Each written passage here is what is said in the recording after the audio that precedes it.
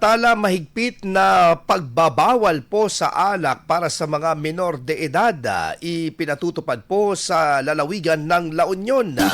Para sa detalye kasama natin, Idol Matthew Pacheco. 104.7 IFM. Report!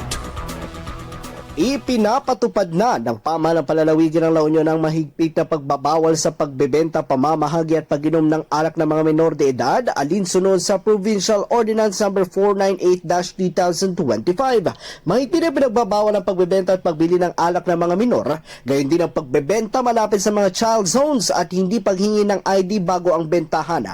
Ang mga lalabag na establishmento individual ay pagmumultahin. Samantala, ang mga nakatatandang magbibigay o magpapaintulot sa pag-inom ng alak ng menor ay maaari umanong pagmultahin at ipasailalim sa counseling maging makulong ng hanggang 1 taon.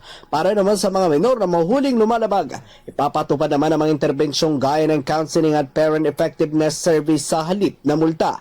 Layunin naman ng ordinansa na protektahan ng kabataan at publiko laban sa masamang epekto ng alak at tiyakin ang responsableng paggabay ng mga magulang at mga tagapag-alaga.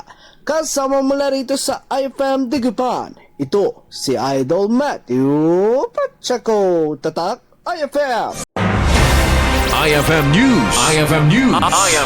IFM News!